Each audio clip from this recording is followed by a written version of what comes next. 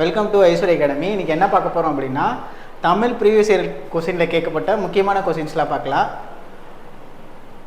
First, 8 தொகை நூல்களுள் முதலாவது வைத்து எண்ணப்படும் நூல் எதுன்னு கேட்குறாங்க. 8 தொகை நூல்களுள் முதலாவது வைத்து எண்ணப்படும் நூல் எதுன்னு கேட்குறாங்க. ஃபஸ்ட்டு 8 தொகை நூல்கள் அப்படின்னா சங்ககாலங்கள் நூல்களை தான் என்ன சொல்லுவாங்க அப்படின்னா 8 தொகை 10 பாட்டுன்னு ரெண்டாக பிரிச்சிருப்பாங்க.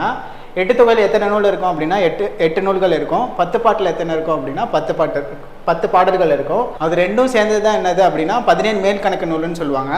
அதில் 8 தொகை நூல்களில் முதலாவது வச்சு பாடுற நூல் என்னன்னு கேட்குறாங்க. எந்த நூல் அப்படின்னா நற்றிணை. இந்த பாடல் வரி இருக்கும், ரொம்ப முக்கியமானது. என்ன அப்படின்னா நற்றிணை, நல்ல குறுந்தொகை, ஐங்குறு நூறு, ஒத்த பதிற்று 10, ஓங்கு பரிபாடல், கற்றறிந்தர் வைத்தும் கலியோடு, அகம் புறம் அப்படின்னு அந்த 8 நூல்களையும் சொல்லியிருக்கோம். அதில் முதலாவதாக எதை வச்சு பாடுறாங்க அப்படின்னா நற்றினை வச்சு பாடுறாங்க. அகநானூருக்கு ஒவ்வொரு பாடலுக்கும் அடிவரையறை இருக்கும், அது ரொம்ப முக்கியமானது. அகநானூருக்கு எத்தனை அப்படின்னா 13லேருந்து 31 வரைக்கும் அடிவரையறை.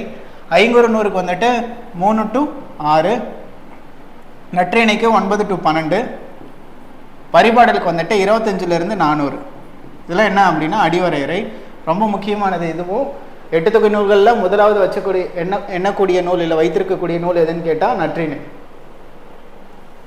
அடுத்து அகத்தினையும் புறத்தினையும் சேர்ந்து கூறும் 8 தொகை நூல் எதுன்னு கேட்டுருக்காங்க.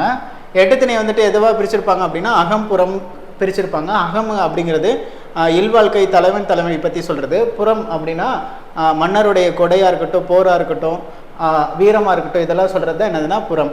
அதாவது சங்க இலக்கியம் வந்துட்டு வாழ்க்கை எப்படி பிரிச்சிருக்கோம் அப்படின்னா அகம் புறம்னு பிரிச்சிருக்கோம். கொஸ்டின் என்ன கொடுத்துருக்காங்க அப்படின்னா 8 தொகை நூல்களில் அதாவது அகத்தினையும் சொல்கிறதும் புறத்தினையும் சொல்கிறது எந்த நூல்னு கேட்குறாங்க. எந்த நூல் அப்படின்னா பரிபாடல் தான் என்ன சொல்லும் அப்படின்னா அகத்தையும் சொல்லும் புறத்தையும் சொல்லும். புறத்தை மட்டும் சொல்கிறது, அதாவது புறத்தை மட்டும் சொல்கிறது என்ன அப்படின்னா 2 நூல் இருக்குது. என்ன அப்படின்னா புறநானூறு, பதிற்று 10. அகம் பற்றி சொல்கிறது 5, மீதி இருக்க எல்லாமே ஐங்குறு நூறு, நற்றிணை இதெல்லாம் இருக்குல்ல, மீதி இருக்க 5 நூலுமே எதை பற்றி சொல்லும் அப்படின்னா அகத்தை பற்றி சொல்லும். இதுதான் ரெகுலராக கொஸ்டின் கேட்டுக்கிட்டே இருப்பாங்க. இல்லை புறம் பற்றி கேட்பாங்க. அகமும் புறமும் ஒரு சேர பாடக்கூடிய நூல் என்ன அப்படின்னா பரிபாடல், ரொம்ப ரொம்ப முக்கியமானது. தவறான இணையை தேர்ந்தெடுத்து எழுதுக அப்படின்னு இருக்கு. ஐங்குறு நூறு இருக்குல்ல, ஐங்குறு நூறில் எத்தனை பாட்டு இருக்கும் அப்படின்னா 500 பாடல் இருக்கும்.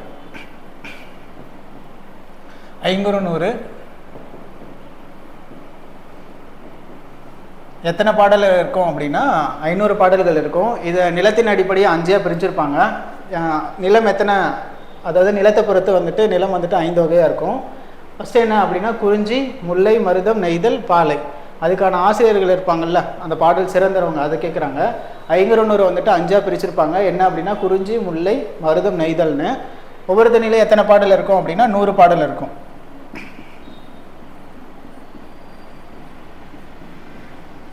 பாலையில் என்ன அப்படின்னா பாலையிலையும் 100 பாடல் இருக்கும். மொத்தம் 500 பாடல். அதாவது ஆசிரியர் வந்துட்டு இங்கே மாற்றி கொடுத்துருக்காங்க, சரியா இல்லை சொல்கிறாங்க. எது வந்துட்டு தப்பாக இருக்குது அப்படின்னா முல்லைக்கு வந்துட்டு ஓதல் ஆந்தியார்னு கொடுத்துருக்காங்க. முல்லைக்கு என்ன வரும் அப்படின்னா பேயனார் வரும். அப்போ இந்த ஓதல் ஆந்தியார் எங்கே வருவார் அப்படின்னா பாலை இருக்கு இல்லையா, பாலைக்கு தான் என்ன வரும் அப்படின்னா ஓதல் ஆந்தியார் வரும். இப்போ குறிஞ்சிக்கு வந்துட்டு கபிலர், முல்லைக்கு வந்துட்டு பேயனார், மருதத்துக்கு வந்துட்டு ஓரம்போக்கியனார், நெய்தலுக்கு வந்துட்டு அம்முவனார், பாலைக்கு என்ன அப்படின்னா ஓதலாந்தியார். ரொம்ப முக்கியமானது. அடுத்து பின்வருவனவற்றுள் தவறானதை தேர்ந்தெடுத்து எழுதுக அப்படின்னு இருக்கா. அதாவது யாரை பற்றி இருக்கு அப்படின்னா கம்பரை பற்றி இருக்கு. கம்பர் வந்துட்டு தேரெழுதூரில் பிறந்தார், இது சரி. கம்பரை ஆதரித்த வள்ளல் சீதகாதின்னு இருக்கு, சீதகாதி வராது, இதுதான் தப்பு. அதாவது இதுதான் ஆன்சரு. யார் வந்துட்டு ஆதரிச்சிருப்பாங்க அப்படின்னா சடையப்ப வள்ளல் வந்துட்டு என்ன பண்ணியிருப்பாருன்னா ஆதரிச்சிருப்பாரு. ரொம்ப முக்கியமானது இது. சரஸ்வதி அந்தாதி இவர் இயற்றிய நூலாகும். கம்பர் இயற்றுறதா தெரியும்.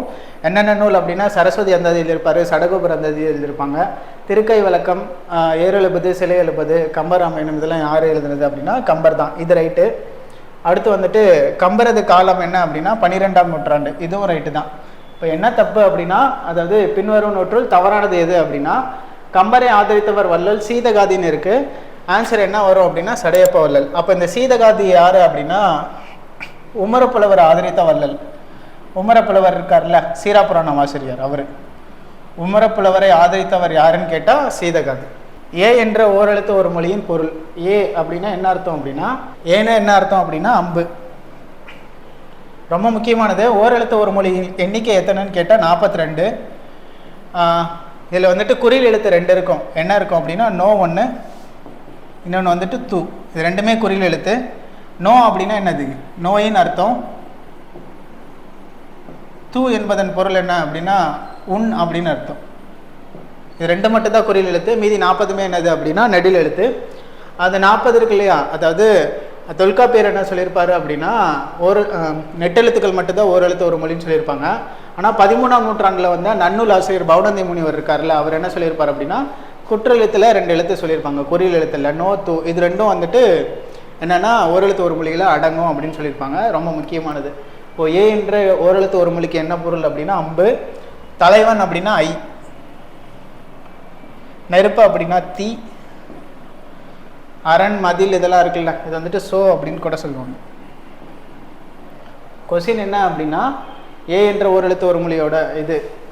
ஏ அப்படின்னா அம்பு. ஏகலைவன் அப்படின்னா 7th புக்கெல்லாம் படிச்சிருப்போம். ஏகலைவன் அப்படின்னா அம்பு விடுறவன் அப்படின்னு சொல்லுவாங்க. அதாவது ஏகலை பயின்றவன் அப்படின்னா அம்பு விடுற கலை வந்துட்டு பயின்றவன் அப்படின்னு சொல்லுவாங்க. அது ரொம்ப முக்கியமானது. ஓகே, அடுத்த கிளாஸில் தமிழ் ப்ரீவியஸ் இயர் கொஸ்டின் பேப்பரில் கேட்ட இன்னும் சில முக்கியமான கொஸ்டின்ஸ்லாம் பார்க்கலாம். நன்றி.